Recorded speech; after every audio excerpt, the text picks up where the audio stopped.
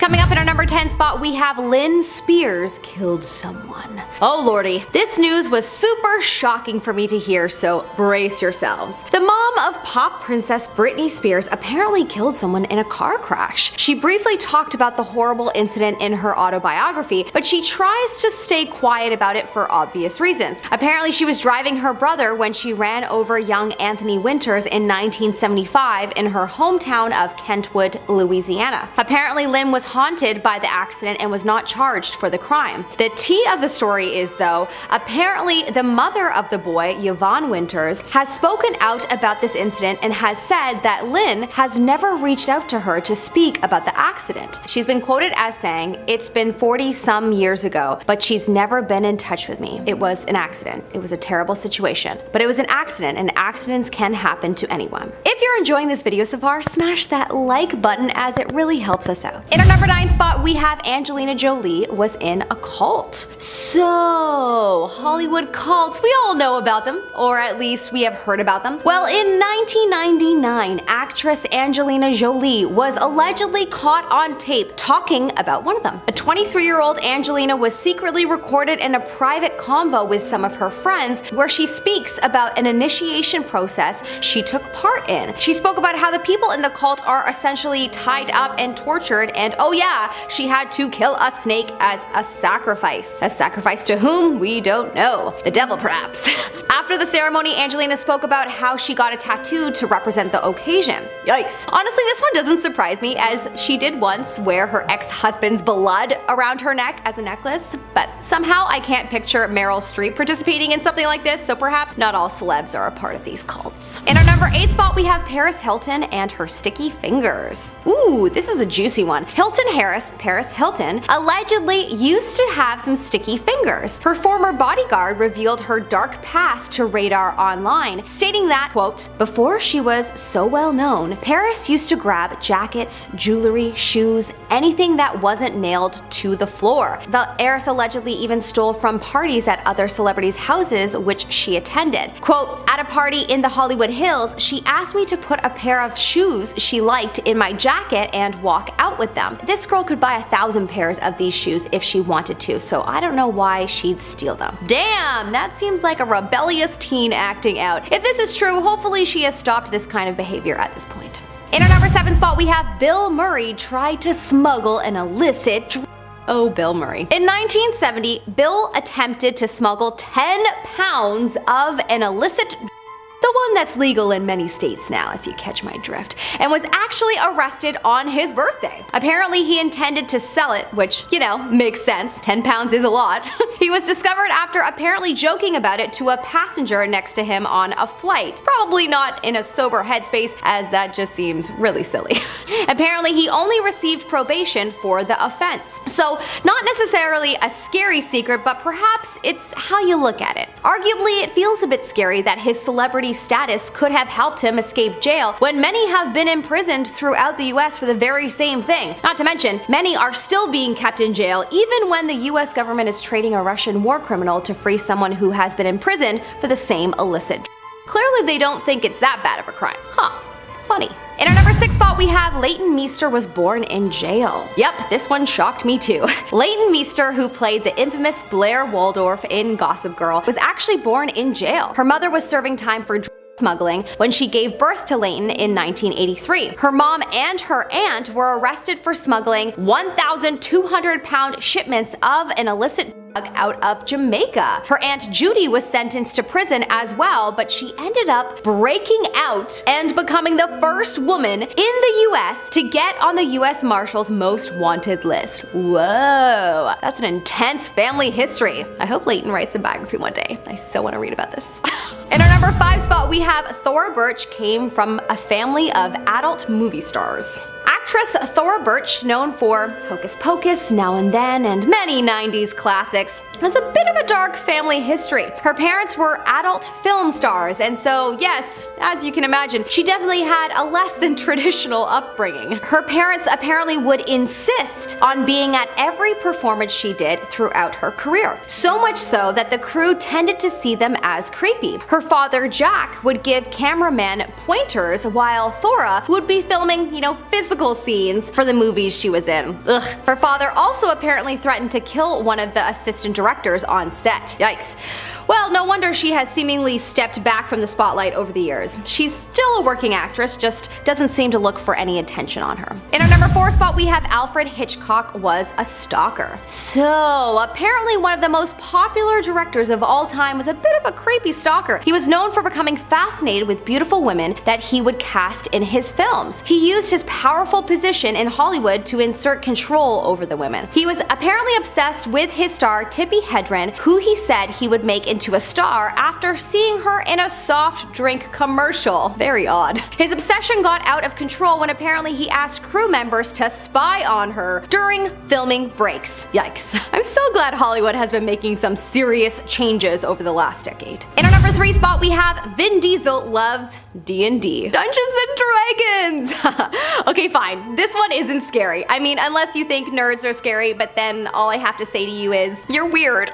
Nerds are the best, and I love that big guy Vin D loves Dungeons and Dragons. I've always wanted to play that game. Apparently he has played the game for over 20 years. He also wrote the foreword to 30 Years of Adventure, a celebration of Dungeons and Dragons. Oh, and he also has a podcast dedicated to it. A true fan. Kind of makes him even more awesome in my opinion. In our number 2 spot, we have Frank Sinatra was in cahoots with the Mafia. This is a very interesting one, but apparently iconic Italian-American singer Frank Sinatra may have had some help from the Mafia to secure his place in Hollywood. Allegedly, Frank was believed to have scored the role for the infamous movie From Here to Eternity because of his connections. Many very established actors were up for the role, and it was his friend's influence that helped him secure it. He apparently was friendly with a mob boss and Charles Lucky Luciano. So there's also that. Apparently there is ample evidence that he had friends help him out over the years. In our number 1 spot, we have Matthew Broderick killed 2 people. Ferris Bueller himself unfortunately killed 2 people in a car crash. It was 1987. The actor was dating Dirty Dancing star Jennifer Grey at the time, and one day they were driving along a road in Ireland when they collided with a car that had a mother and daughter inside. Matthew had some substantial injuries, but Jennifer had minor injuries, while the mother and daughter unfortunately passed from the incident. Apparently Matthew had been driving in the wrong lane, even though he can't explain why, as he doesn't remember anything from that day. Starting us off at number 10 is Scott Smith. Back in the 80s, one of the biggest bands was Canadian rock group Loverboy. I mean, Working for the Weekend is still played on radio stations today. So when one of the founding members, Scott Smith, seemingly vanished from reality, there were lots of questions. Back in November of 2000, after playing with his band in Vancouver at a benefit, Smith, along with 2 other friends and his girlfriend, set sail for Mexico on a 37-foot sailboat. As they were sailing down the coast, nearing San Francisco, the weather started to get rough and the waves started to get dangerous. Then one large wave, roughly 20 feet in size, knocked over Smith and sent him shooting off the deck of the vessel into the water. His friends on the boat were not hit, but were in shock about what they had just seen. They searched for the man overboard pole, but it had been taken by the waves along with their friend. Within 20 minutes, the Coast Guard helicopters arrived and dispatched 2 search boats that scoured for hundreds of miles to no avail. Still, his family were bound and determined to find him, so they even paid for a private search. Unfortunately,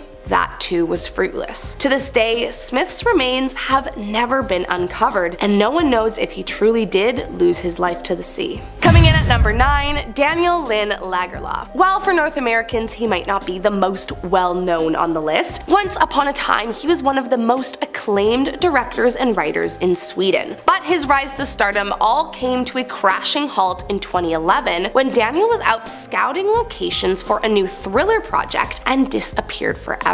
Last anyone knew, Daniel had gone to the beautiful nature reserve of Chirpanan, a remote island all by himself. Now, why he went all by himself, no one knows, but according to his friends, he was simply going off to explore the island and planned to return. Tragically, he never did. To this day, his whereabouts are still a mystery, as no remains have ever been found, and no one knows what actually happened to him. There is one theory that he slipped and fell into the water, but again, no body has been found. Tragically, he has a wife and family, all of whom are hoping that he will still be found, but to this day, no investigations have proved successful. Next up at number 8 is Harold Holt. Nearly 2 years into his term as Australia's 17th Prime Minister, Harold Holt vanished into thin air. Back in December of 1967, Holt, who had always been an avid lover of the ocean, decided to set out for a little trip across with 4 other companions. However, on the way back to Portsea, Holt insisted that the group stop by a small remote beach for a quick swim after lunch. Holt, who was a strong swimmer, said that he knew the waters like the back of his hand and that he had done it many times before. But still, the weather was rough that day, and so only one of his friends agreed to take the dip with him. His friend stayed close to shore, but Holt took a different approach and decided to venture out further, but seemingly got caught up in a wave and in the blink of an eye was gone. To this day, his body has never been found, although a 2005 investigation concluded that he could have drowned. This investigation, however, didn't stop many from theorizing that the leader had faked his own death or that he was some sort of secret CIA agent. While it does sound a little ridiculous at first, he's never been found, so I mean, the truth is still up for debate.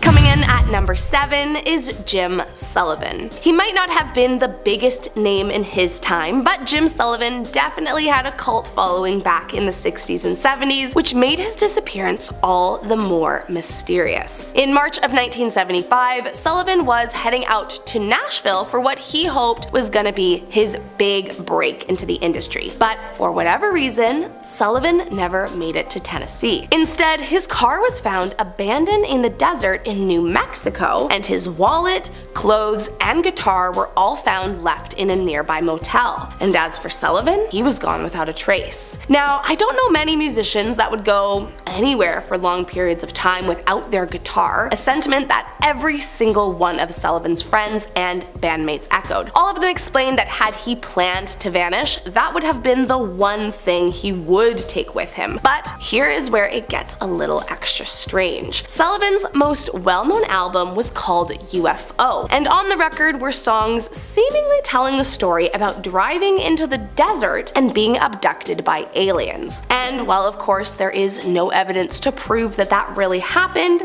his body has never been found, and there's no evidence to prove it didn't either. I mean, honestly, who knows? Next up at number 6 is Bison Dele. Once a firecracker player for the NBA, at the age of 30, Bison, who had changed his name from Brian Williams, unexpectedly retired from the game and ran away to live a carefree, adventure-filled lifestyle in Lebanon and across the Mediterranean. From there, he moved on to Australia, where he began learning how to sail, and he bought a boat and named it Hakuna Matata. Then in July of 2002, he decided that he was going to set sail from Tahiti to Hawaii, and he invited his girlfriend as well as his older brother Miles Dabbard along on the trip with him. However, Bison never made it to Hawaii, and neither did his girlfriend or the captain of the boat. The only person who was ever seen again was his brother Miles, who returned to Tahiti alone on the boat a few weeks later on July 20th. Then,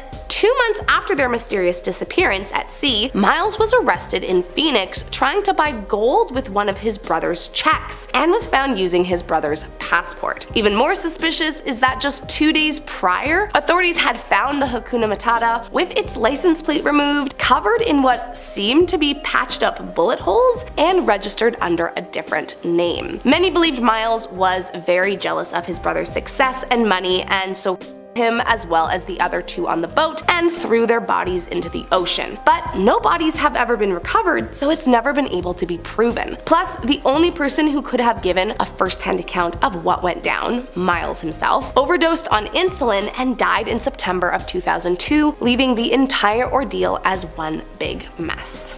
Coming in at number 5, Richie Edwards. A big name in the late 80s and 90s, Richie Edwards was a moody and talented musician with a passion for angsty lyrics and a habit of extremely disturbing publicity stunts. For example, once a journalist alluded to the fact that he and his band were posers and not sincere punk rockers, and so Edward grabbed a razor and carved "for real" into his arm. During his rise to fame, Edwards was very candid about his struggles with mental health and self-harm and routinely romanticized the perfect disappearance. But still, no one actually ever thought he would try to plot his own. Although no one knows the truth behind his 1995 disappearance, there are definitely some strange facts surrounding it. Firstly, he had been due to fly from Wales to the US for a promotional tour for his new album, The Holy Bible. But 2 weeks prior to his disappearance, it was discovered he withdrew £200 from his account every day. Then, the night before he vanished, he left a gift addressed to his on-again, off-again girlfriend with a note saying, "I love you." Lastly, the morning of his flight, he checked out of his hotel at 7 a.m., leaving behind his suitcase, and his car was later found near the Severn Bridge that connects England and Wales. He was never seen again. At first, it was suspected he could have taken his own life since they found his car by a bridge, but no body was ever found and no trace of Edwards was ever recovered. Next up at number 4 is Michael Rockefeller.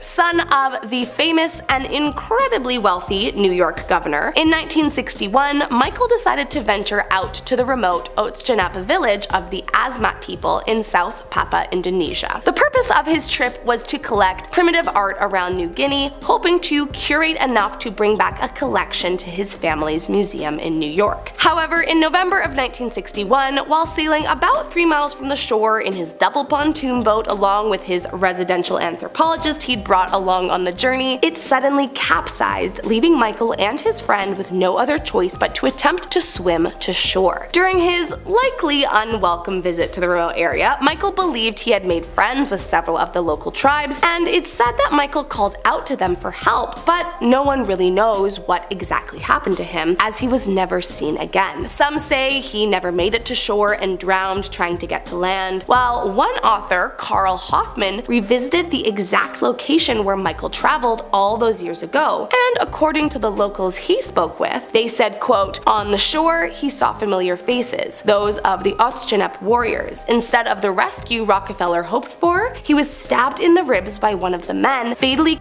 in the precise actions of ritualistic headhunting and consumed by the warriors." However, as there is no proof of his death and no remains have ever been found, the truth is still up for debate. Coming in at number 3 is Lord Lucan. Unlike the others on this list, Lord Lucan, also known as John Bingham, was not really a victim of his circumstances, but rather a kind of evil guy that seemed to manage disappearing from the public eye forever. It all started back in 1974 when he bludgeoned his wife Veronica to death in her London home after she divorced him and won custody of the kids. Or at least that is who he thought he. After the deed had been done, Lucan was shocked to discover it was their nanny who lay dead on his floor. His wife, who was home at the time, called down for the nanny, and after not hearing a reply, went to the kitchen only to be attacked by a man she quickly figured out was her husband. She fought him off, managing to get him to stop after allegedly saying she would help him escape. That night, Lord Lucan called his mother, asking her to pick up the children as there had been a terrible catastrophe and someone had attacked Veronica. Where he made this call from is unknown, but from there he drove to a friend's house, and that was the last time there was a confirmed sighting. There's a few different theories around what happened to Lucan, one being that he took his own life in New Haven Harbor, while others believe he went into hiding somewhere in Africa. The strangest theory, however, is that his friends convinced him to take his own life and then fed his remains to tigers at a private zoo in Kent. However, in reality, no one knows what happened to the man, and his body has never been found. Next up at number 2, Jody Husentreat. Somewhat of a local celebrity in Iowa, Jody became well known thanks to her time as a news anchor. However, sadly in 1995, Jody disappeared and has never been found. At about 4 a.m. on on June 27, 1995, Jodie's producer realized she was not in for her morning broadcast. This was not like Jodie, and so her producer called her to check up on her. When she got the call, Jodie profusely apologized, saying she had slept through her alarm and was on her way over. But 2 hours went by and Jodie had still not turned up. So her producer filled in for her in the morning show and then promptly contacted authorities at 7 a.m. When officers arrived at her apartment, they found her car as well as evidence that suggested a struggle near the car. Even worse was that they discovered an unidentified handprint on the car, but tragically, no more evidence of this case ever surfaced. Believed to have been abducted, no one knows where Jodie could be or if she's alive, but her case remains an active investigation. Last up in our number 1 spot is Jean Spangler. Back in the 1940s, while on the rise of Hollywood stardom, young actress Jean Spangler suddenly disappeared not only from the spotlight, but seemingly from existence altogether. On October 7, 1949, Jean left her home in LA around 5 p.m., leaving her daughter with her sister-in-law and telling her she was heading to her ex-husband's house to discuss a late child support payment before she headed to work to film a night shoot. 2 hours later, she called the house saying that the shoot was going to take the full 8 hours and not to expect her home that evening. The next morning, Sophia, her sister-in-law, woke up and upon discovering that Jean was still not home from work, grew worried and filed a missing persons report. Once the investigation began, it was discovered that despite telling her family she was working the whole night, she was never at the studio filming the night of her disappearance. Even more peculiar is that a woman at a local farmer's market claimed to have spotted Jean browsing around 6 p.m. looking like she was waiting for someone. 2 days later, police found her purse with a strange note inside that read, "Kirk, can't wait any longer. Going to see Dr. Scott. It will work best this way while mother is away." Neither the mysterious Kirk or Dr. Scott were able to be found, and no one in Jean's family knew who she was speaking of. However, there was speculation that Kirk could have been Hollywood star Kirk Douglas. Still, despite a nationwide search, no further evidence on the case has ever been brought forward, but it remains open and she remains a missing person to this day. Starting us off at number 10 are award shows. Now, I don't think this is a secret by any means, but maybe not everyone knows that award shows in Hollywood are extremely corrupt. If you want to win an award, maybe best film, best newcomer, best whatever you want, it's not going to be your raw talent and effort that's going to win you the title, it's going to be the amount of ass licking that you can do. For example, back in 1968, everyone thought that the Golden Globes were chosen by a poll of correspondents, but then the Federal Communications Commission outed them and said it was actually based on internal politicking amongst the board members. Let's just think about it for a second. Back in 1981, Pia Zadora won Best Newcomer for the movie Butterfly. Who the hell is she, and what even was that movie? No one remembers because it wasn't a good performance, but why did she win, you may be wondering? Because her husband paid off members of the Hollywood Foreign Press Association. It's actually been publicized that groups, individuals, and board members are corrupt. They accept gifts, holidays, money, favors, you name it, in exchange for nominations and wins. So it's not that Leonardo DiCaprio took that long to win Best Actor, he probably just refused to participate in all the corruption. And this isn't even the tip of the iceberg. I haven't even spoken about racism and unfair representation within nominees. But that's gonna be a long video and I don't have time. In our 9th spot, we have Charles Harrelson. Now, you may be like, who is Charles Harrison? The name doesn't really ring a bell. Well, he is actually the father of Woody Harrelson. But what a lot of people don't know is that his father was a cold-blooded killer. I know, it came as a big shocker to me too. So Charles Harrelson was an American hitman and organized crime figure. It's said that he was responsible for the deaths of at least 20 people. In 1979, that is when Charles committed his biggest kill of all time. He took out a federal judge by the name of Judge John H. Wood Jr. He was paid $250,000 to kill off this judge. It was because a drug dealer was about to be sentenced by this judge, who was known as Maximum John, because he always gave out really harsh punishments to drug dealers. So he got Charles to knock him off. He then spent his life in solitary confinement until he died. But before his death, Charles said that he was involved in JFK's assassination. crazy. But I'm just glad that Woody went down a much better path than his father. At number 8 we have Keith Richards. So if you live under a rock or are too young like a Gen Z, then you probably won't know who Keith Richards is. Now Keith is an English singer-songwriter who co-founded the Rolling Stones. He was in the rock band as a guitarist, secondary vocalist, and co-principal songwriter, and as a rock star the man did a lot of drugs in his lifetime. But the creepiest, scariest thing he did was revealed in 2007 during an interview for NME magazine. Richards was asked what was the strangest thing he ever snorted, and he replied by saying, "My father." Like, excuse me? He continued on by saying, "I snorted my father. He was cremated and I couldn't resist grinding him up with a little bit of blow. My dad wouldn't have cared. It went down pretty well and I'm still alive." This man snorted his own dad, and I don't really know what to think of that and do with that information. I mean, he is Keith Richards, so I mean, he is a living rock legend, but should we just let him get away with that? I don't know. Making our way down the list at number 7, we have The Animals. Of course, all movies that feature animals have to have a disclaimer that says no animals were harmed in the making of this film. But most of the time, that's a big lie. Animals often do get injured on set. In the 1939 film Jesse James, there's a scene where a horse runs off a cliff and into a lake. Well, that horse was actually forced to do that and ended up drowning. Of course, that was way back in the day, and there wasn't as many restrictions when using animals in films. But nowadays, it still happens. In 2013, a series of emails got leaked between American Humane Association colleagues. These colleagues were monitoring film sets. One email read that the tiger in Life of Pi almost drowned, but he went on saying that he just downplayed the incident. Then it said that 27 animals died on the set of The Hobbit: An Unexpected Journey.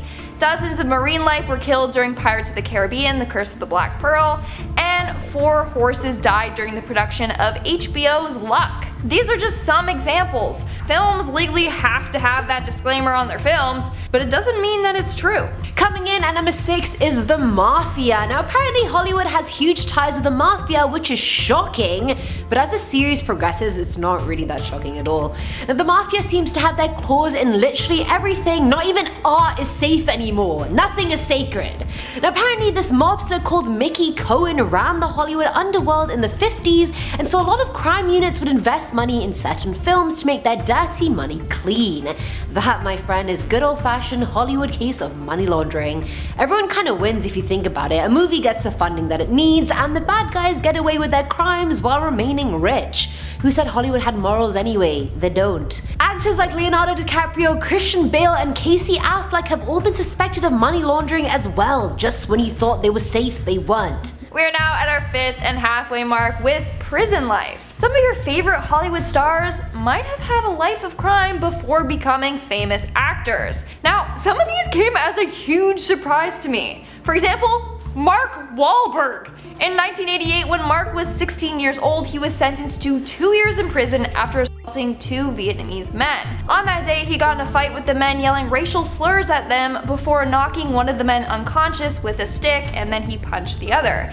It was said that these offenses were unprovoked. But in 2014, he met with the victim, his wife, and his daughter and apologized for his past acts. He also released a statement saying that he isn't trying to cover up his past. Instead, he wants people to remember it, to show them how everyone is capable of turning their lives around. Then we have Tim Allen.